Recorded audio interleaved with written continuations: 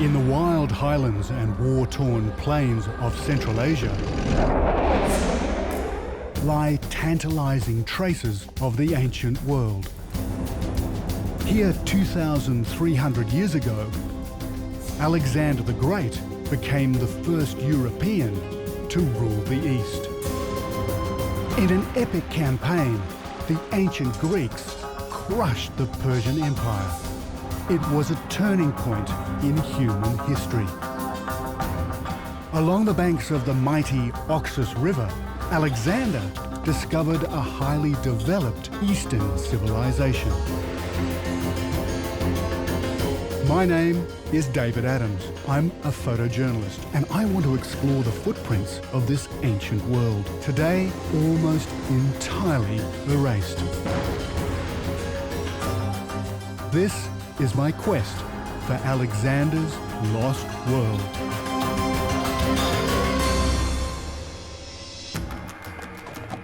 Far Eastern Afghanistan. One of the most remote and extreme landscapes on Earth. When Alexander marched east along age-old mountain passes, he was securing his route to India. He ventured into a realm of lost cities and forgotten tribes.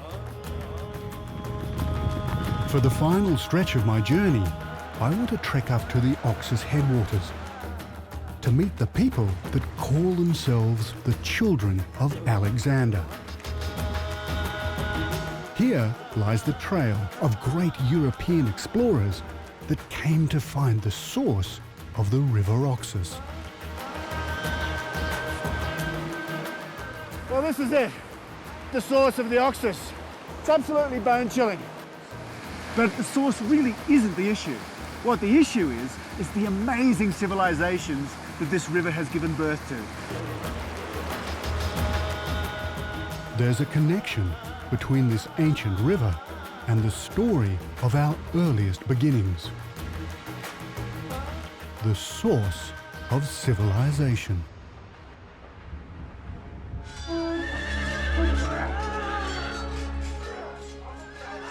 In a series of historic victories, over more than 4 years of battle, Alexander defeated his Persian enemy.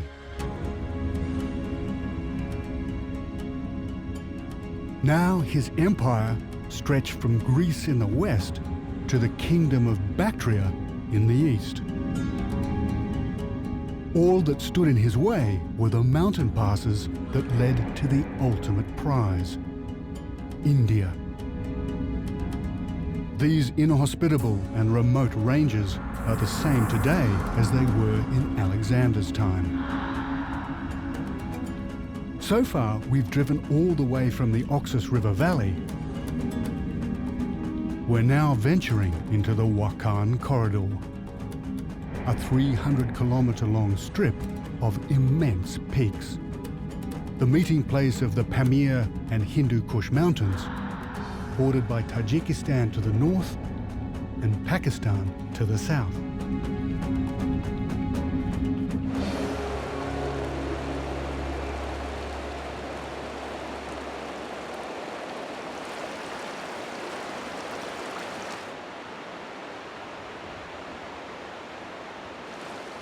Surviving Greek records reveal little about Alexander's route through the maze of ancient highways that follow these mountain valleys. But what's certain is back then, Alexander and his army had nothing like our four-wheel drives.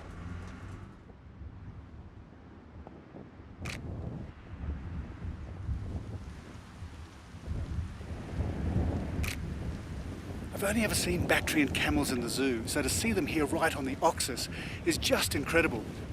They're just left out here to roam, and then obviously when they're needed, they're used as pack animals and they're taken up higher into the Pamir. But it's just so exciting.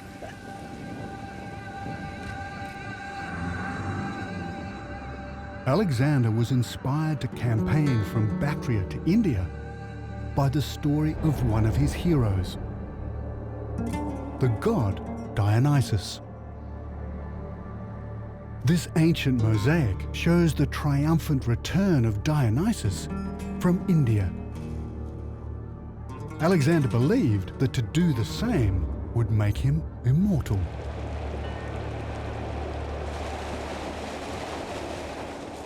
We're heading for a village called Sarhad, the age-old terminus for Central Asian caravans that brought people, ideas and goods between East and West. Well, as my dear old dad used to say, when you come to the end, stop. This is as far as the road goes. This is Sarhad. From now on, we walk.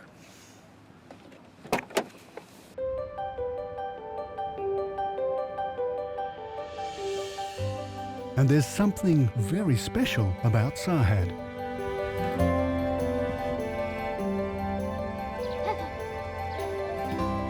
It's the home of the Waki, and they've lived here almost forever.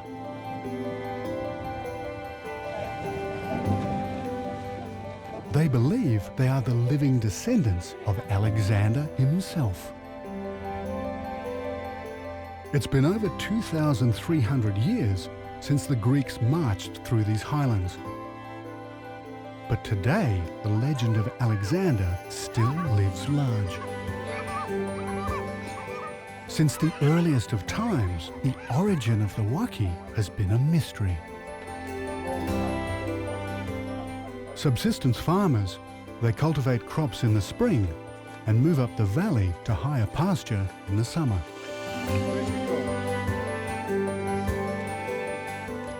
It's said that the blood of Alexander the Great runs through their veins.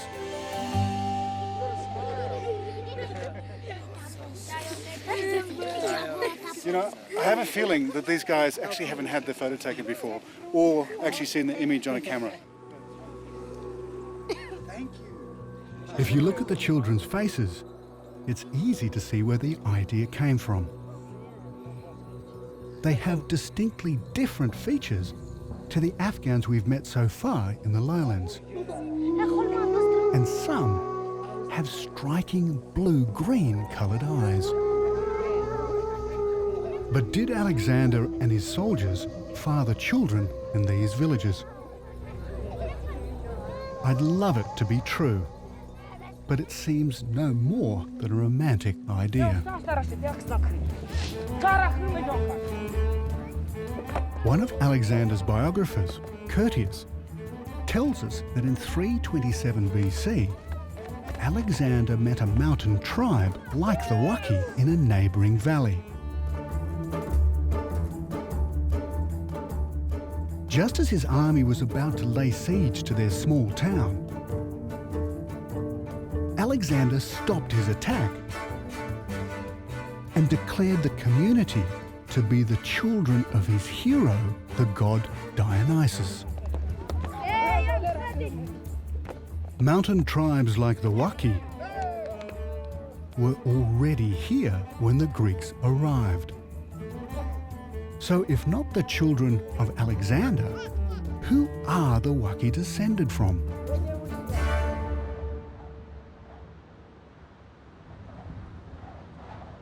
Their cultural traditions and language suggest their lineage stretches back long before the time of the Greeks. New genome research has revealed that their village Sarhad sits upon a major route in man's evolutionary path. 30,000 years ago, a primordial people lived here. As the climate changed over thousands of years, their descendants were forced to move down to warmer climes in Europe and Asia. By 6000 BC, they'd settled along the fertile river system of the Oxus. Others reached the Indus Valley in India. Their belief systems and technology spread. And by 2000 BC, the first great river cities dominated the Bronze Age world, setting the course of history.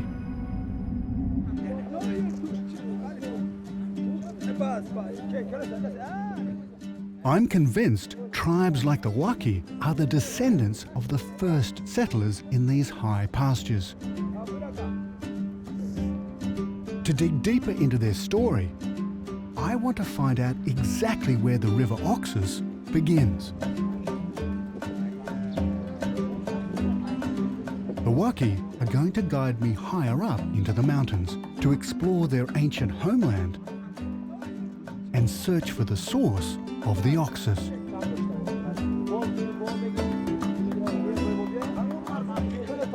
It's going to take a month to get up and back. There are no roads, no places to resupply. We have to carry everything in with us. Well, Rudyard Kipling famously wrote that east is east and west is west, and never the twain shall meet. But here in Sarhad, they actually do meet, because the great caravans used to come here. Those coming over from China used to unload here, and those then taking it to the Oxus and Bulk and all the way to Europe used to take the loads on. There would have been hundreds of caravans just like this, heading off into the Pamirs and going the other way. So what we're doing is actually a time-honoured tradition of packing up animals and heading into the wilderness. Thank you.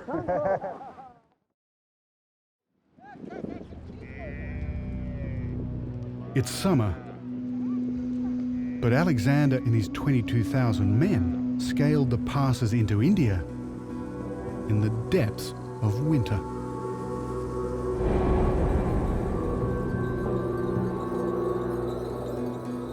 This was a dangerous gamble. In these vicious conditions, there'd be much less chance of being ambushed by hostile hill tribes.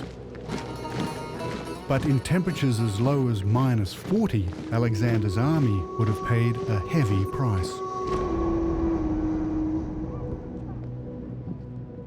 And they didn't have anything like the kit we're using.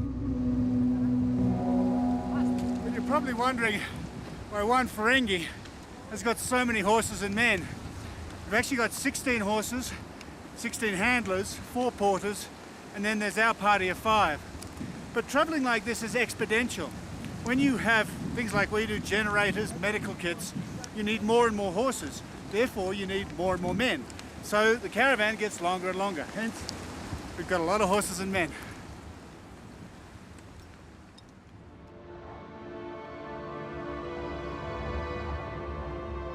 Our caravan is nothing compared to Alexander's vast baggage trains. Keeping his regiment supplied and moving forward in this terrain was an extraordinary feat. He was unbeaten in battle. But it was the frontier tribesmen who now threatened to bring an end to his winning streak.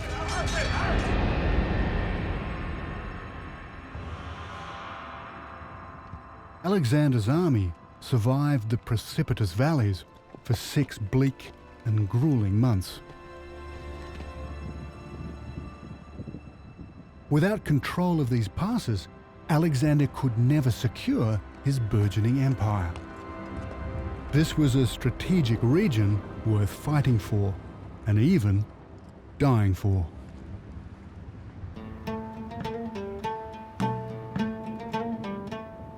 It's time to set up camp for the night. But no tents for the Waki. Unlike me, they're hardened to the elements. Their great-grandfathers very likely accompanied an ambitious Danish explorer who came here just over 100 years ago in 1898. His name was Ole Olafsson, and he was tracking the elusive source of the River Oxus. Olafsson was convinced that its headwaters had given rise to the Waki's ancient ancestors.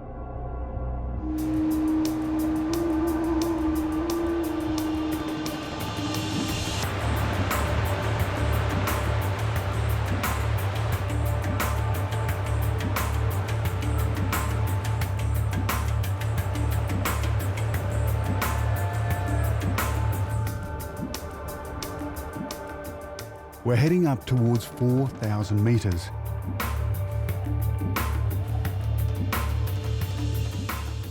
And for me, it's a step-by-step existence.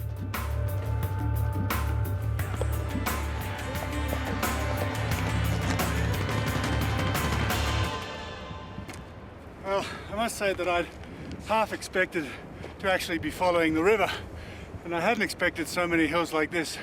They call this the Snake as it winds up, and it definitely is a good climb.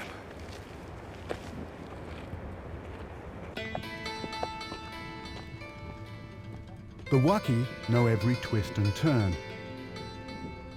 Each year, they bring their sheep to graze in these highlands and trade with nomadic tribes.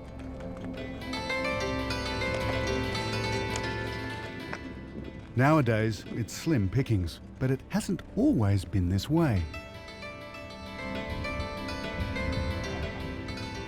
After a couple of days of arduous climbing, we make it to the high plains of Langar.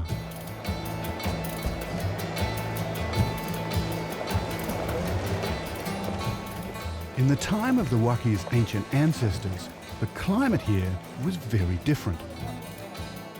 Scientists suggest it was as much as 5 degrees warmer.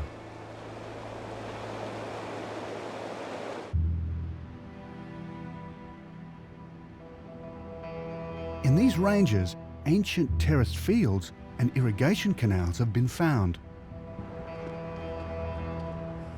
Judged to be thousands of years old, it's evidence of sustained cultivation.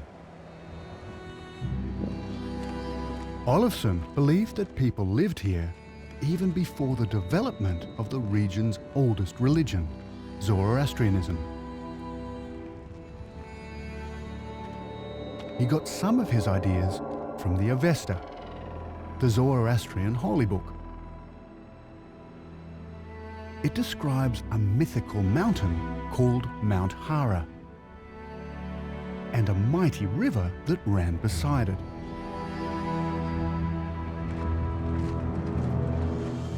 Trekking through here, Olafsson saw the parallels with the Pamir Mountains and the Oxus River plains. He was in no doubt that this was what the Zoroastrians called the Garden of our First Parents, meaning the Garden of Eden. Seeing this amazing land for the first time, I can't help but think he was onto something. As we climb higher, it's like entering a completely different realm. The Bami Dunya, the roof of the world. There are a series of graves here, but no one knows how old they are.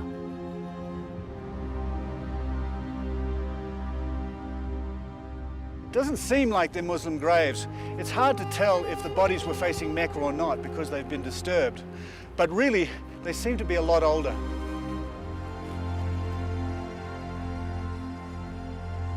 This place is absolutely intriguing.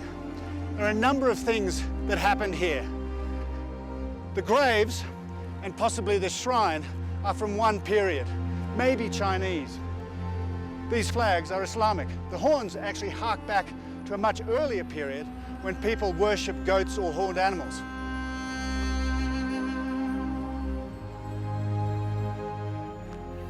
It's not surprising that memorials like these reveal a mix of religious influences. This seems like a remote, wild corner of Afghanistan. But for thousands of years, it was an ancient highway.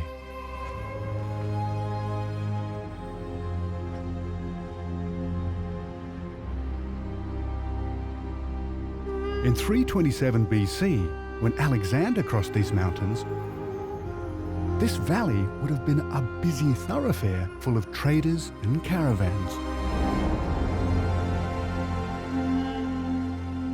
They were heading to and from the cities of Bactria in the Oxus lowlands. These were prosperous centres. with elaborate Zoroastrian temples. Well established in the Bronze Age and still thriving when the Greeks arrived. The network of trade routes stretched right across Bactria.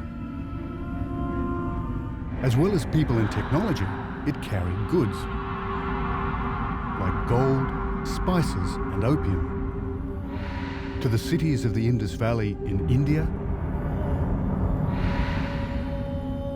to Babylon in Mesopotamia, to Thebes in Egypt, and all the way to Athens in Greece.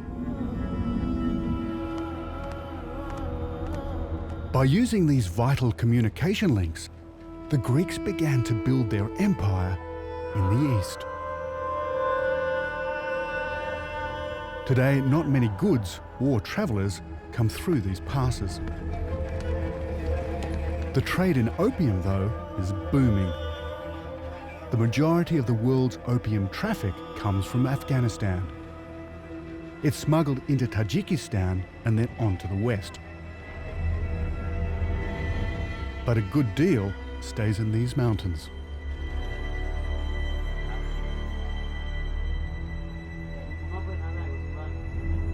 These locals trade over 100 of their sheep every year to feed their opium addiction.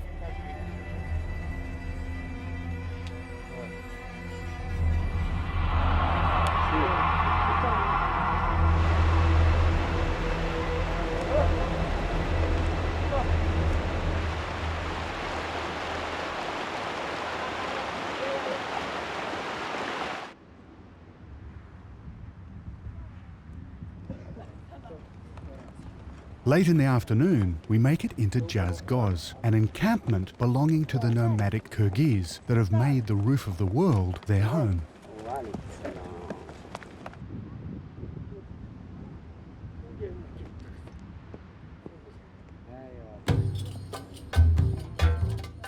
This is as far as the Waki can take us. Payday, same the world over.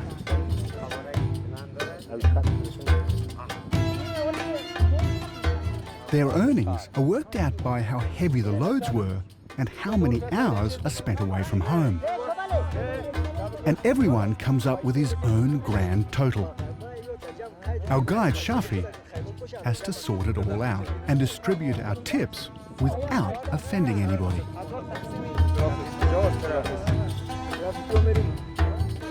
Eventually, happy with their lot, the Waki head for home. And I start to get acquainted with my new hosts. The family of local tribal leader Haji Hosma.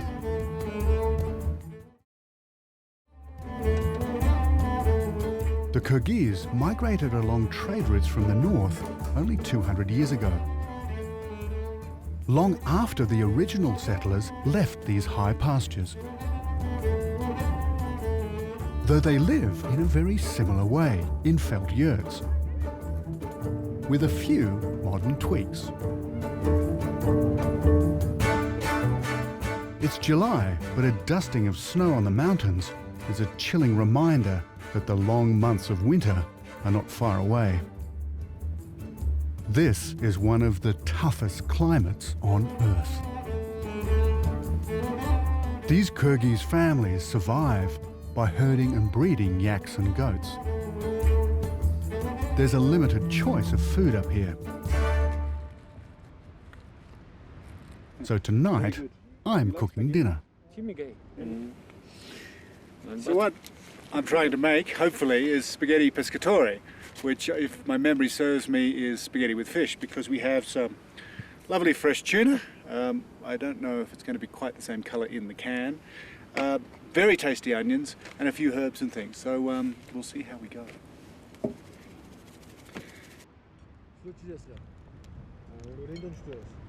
I'm betting that this is the first tuna ever to make it up here.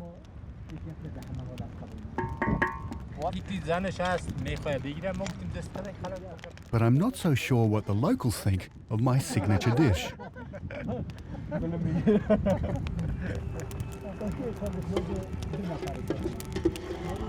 When Alexander and his troops journeyed through mountain passes in winter, food was extremely scarce. The streams and grazing ground for their pack animals and horses were frozen. Facing starvation and hypothermia, they fended off hit-and-run assaults by hostile local tribes.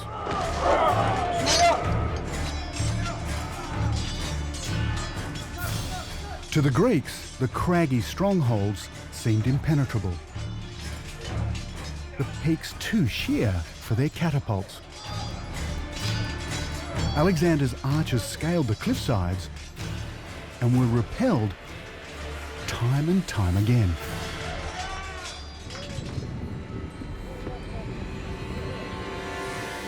Twice wounded just a valley or two south of here, it was the battles Alexander fought with the hardy men of these mountains that were the toughest of all.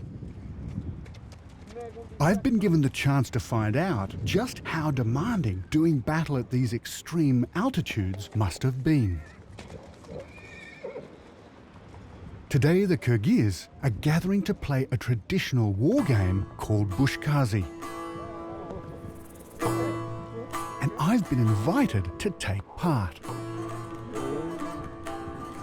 This is amazing. There's must be 50, 60 horsemen of just coming in from all different parts of the valley. They've come across the passes from Tajikistan and Pakistan to celebrate a marriage.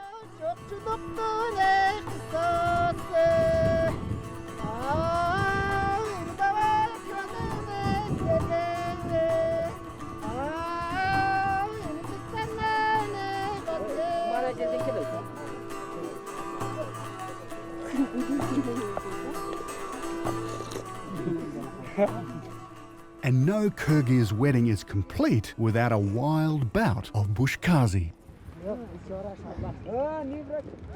It's game on.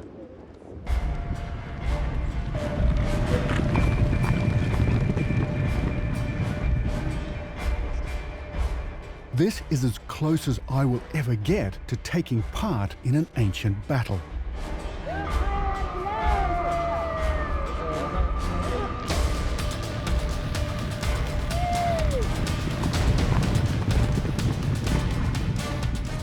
And on one of the highest playing fields in the world, it's hard for me to breathe up here, let alone ride.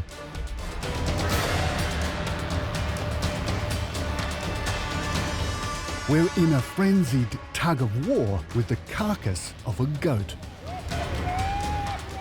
Riders charge as fast as they can around a peg and back to the centre of the pitch.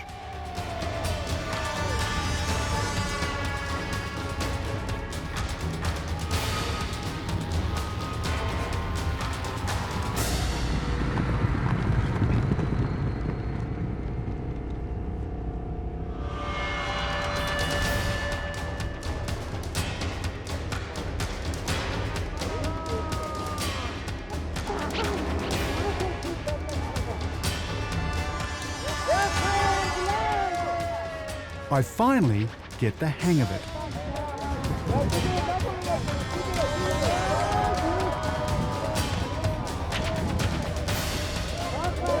It's a high adrenaline game.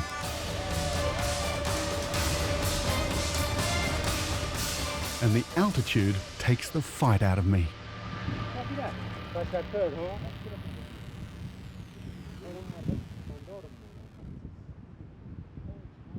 As I retire exhausted, Haji gives me the champion's coat.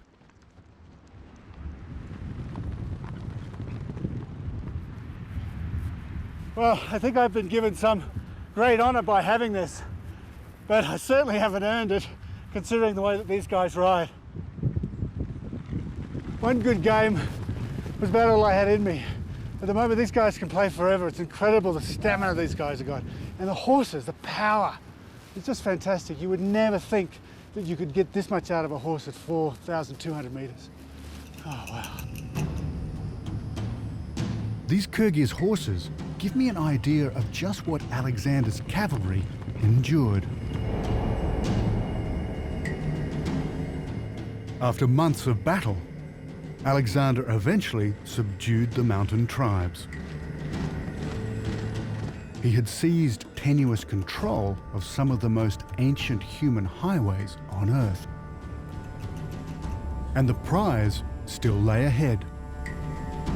Now Alexander marched to the plains of India.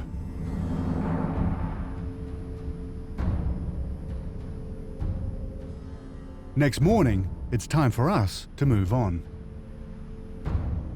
I want to find the source of the Oxus, the cradle of civilization in Central Asia.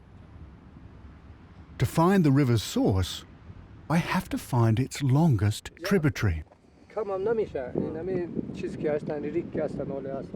Haji has been riding these passes for 40 years. He knows every stream and valley. Are they equal, or is this river smaller?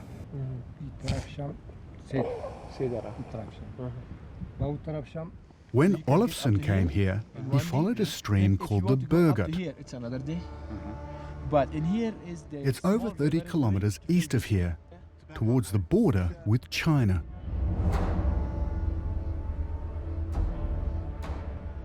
Over 1,200 years ago, these borderlands were part of the Tibetan Empire.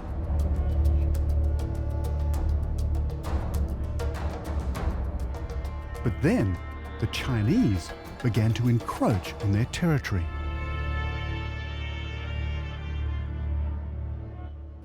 And this little shrine is a terrific example.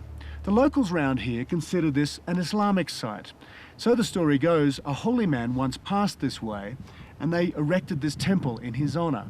But we know differently, because when the Chinese had defeated the Tibetans, they came back through here and they noted that this temple was already here.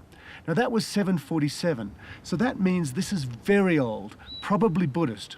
It just shows you how the stories change over time.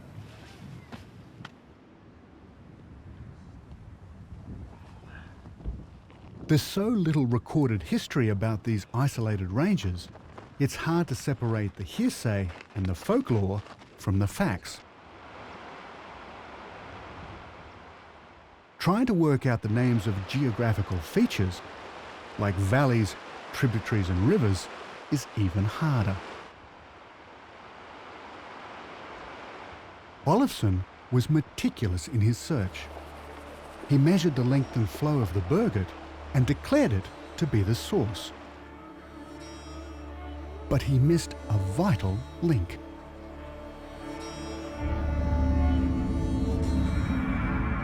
The Bergut runs down from the mountains, joins the Waki River, and flows into the Oxus. Olafsson noted another river east of the Bergut, and it flowed into Lake Chakmatine. But he didn't explore it. It's called the River Chalep today, and it's far more important than Olafsson realized. One of its branches flows into the lake, then runs in a great arc to the north and eventually joins the Oxus. Remarkably, these rivers all come from the same source, the Chalep.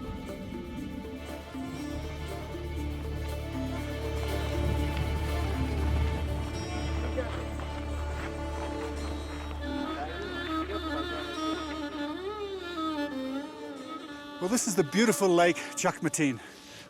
Now, the local Kyrgyz also call it Chalep Lake, the same as the river. And it's a real contender as the source of the Oxus, because the water comes way up on the Tajik border, down the Chalep, into the lake, and then through a series of lakes, it forms the Oxus River, which then bends right around, becomes the Maghreb River, and then flows into the Oxus. So the method in our madness in trekking along here is to go and measure the water coming out at the end of the lake, because now in August is the biggest time of melt off the glaciers. So it's ideal to see the real flow.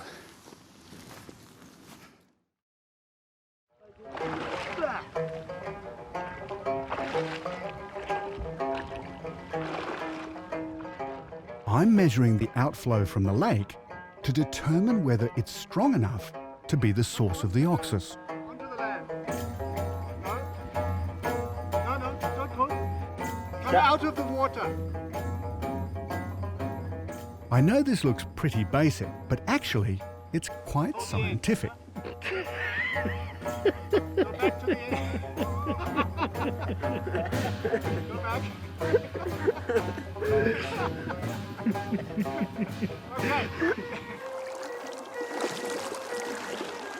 Now, in case you're wondering what I'm trying to achieve here, I'm trying to measure the velocity of this river. And I'm going to drop this bottle and then time how long it takes to cover the distance. And that will give me the velocity of the river. And hopefully I'm faster than the bottle. So here we go.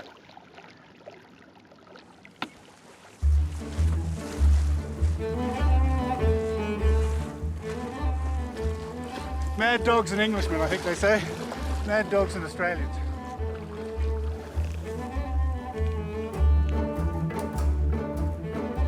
Okay. So that took 48.37 seconds.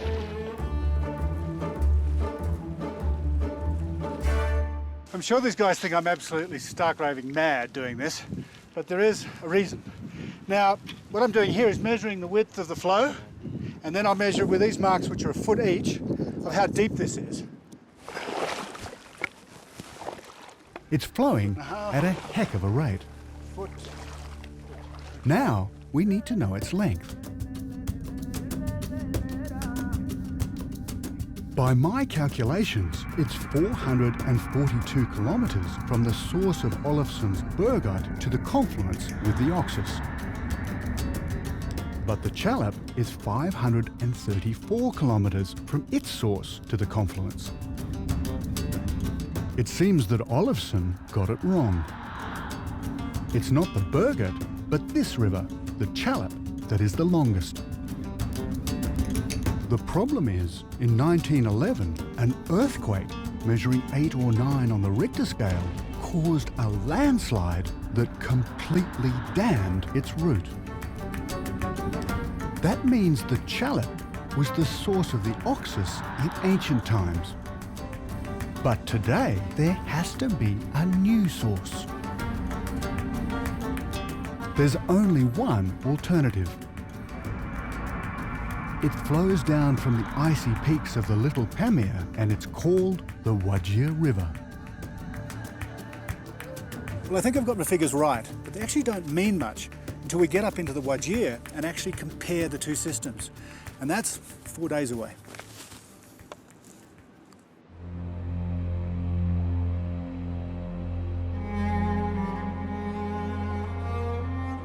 We're heading along the ancient passes that lead east towards China.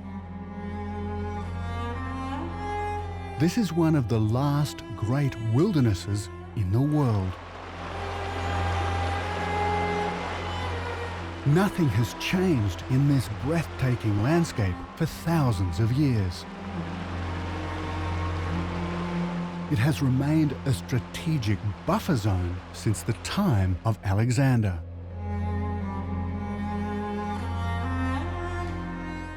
Down through the centuries, successive armies have passed through these borderlands.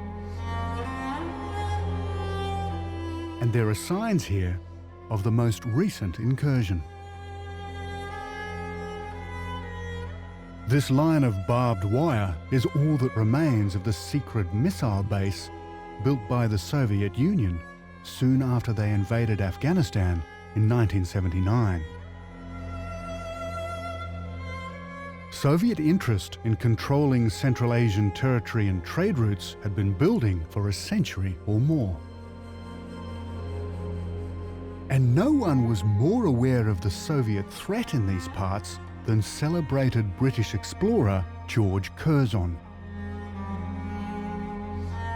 A politician and an aristocrat, he too believed the Oxus was a great parent stream of humanity. Curzon trekked to the Waki River Valley in 1894 and concluded it was the source. But he was wrong. It's not as long as the Chalep though it may be the longest tributary still flowing today.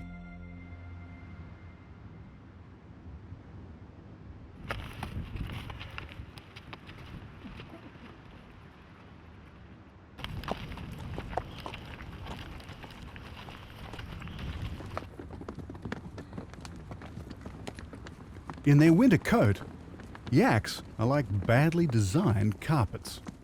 These really are the most marvellous animals. This is the hornless variety of yak, and I'm just wondering if you can see the sort of family resemblance here. What do you think? You think they're from the same family? Hello, cuz. Good boy.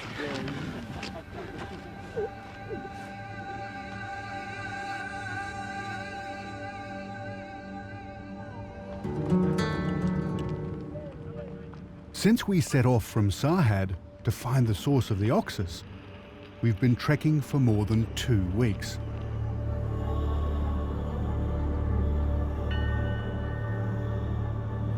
Under the rain and sleet, the temperature's dropping.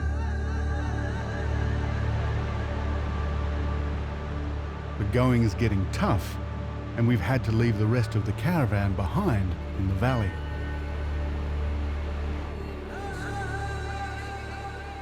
We make our final camp before the push up towards 5,000 meters and the end of the Waki River Valley.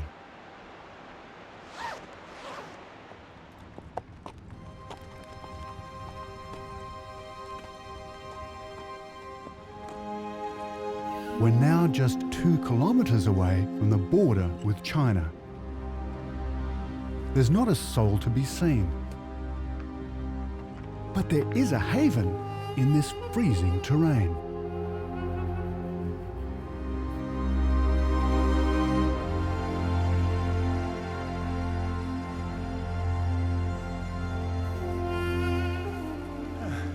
It's actually quite roomy in here. The name of this place is Koshtrabat, which means 2 houses. These are very old caravanserais. The caravans used to come down from China all the way through to Afghanistan in the middle of winter, and they needed a place to stay. It's clear that in ancient times, these rudimentary shelters were built for travelers along this inhospitable ancient valley.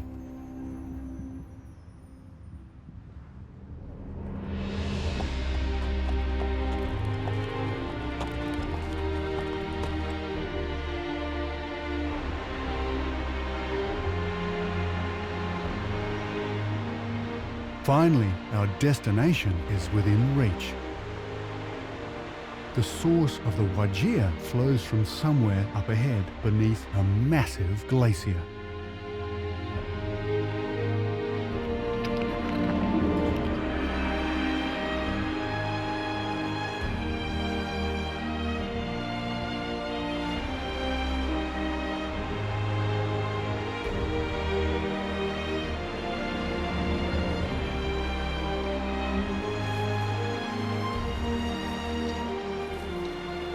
Oh, fantastic.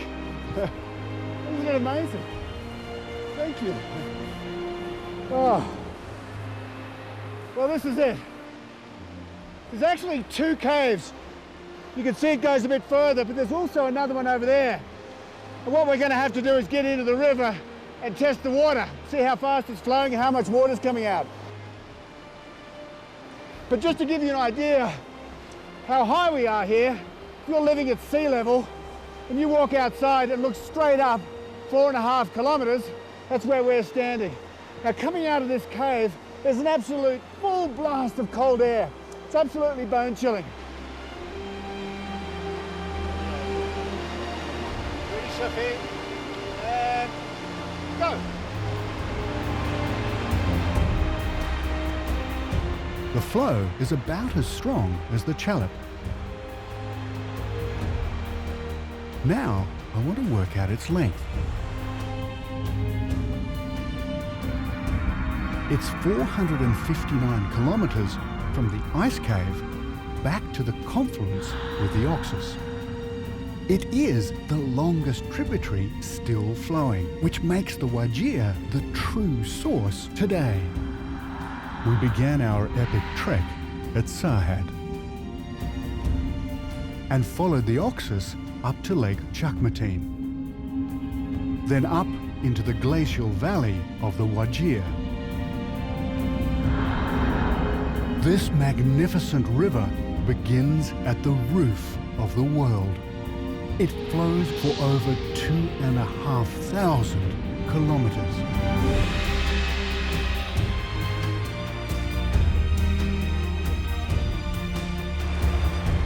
I followed in the footsteps of some of the most formidable explorers in history to solve the mystery of this ancient waterway. After all this time and all this debate, the source really isn't the issue. What the issue is the amazing civilizations that this river has given birth to. For thousands of years, the Oxus has carried people and ideas through Central Asia and onwards to both the east and the west. I feel I've come a step closer to understanding Alexander's grueling campaign through these mountain passes. Over 2,300 years ago, he laid claim to the pathways that lead back to our earliest beginnings. This matchless landscape is all but deserted today. What remains are the mountain refuges and memorials to the lives claimed along the way.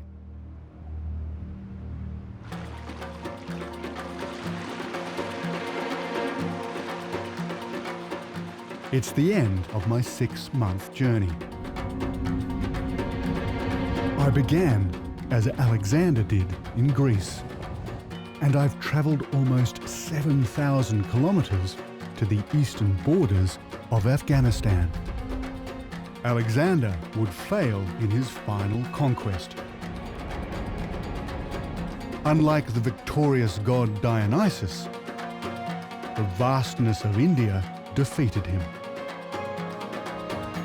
Over time, much of the world he conquered has been lost to climate change and war. But today, intriguing traces of ruined fortresses and age-old temples still survive. Evidence of the spectacular cities and trading posts that flourished along the River Oxus in the Bronze Age. Alexander's achievements made him a legend. But his greatest legacy is his discovery of the extraordinary civilization that once thrived in this forsaken land. It formed a decisive part of our history and shaped the world we know today.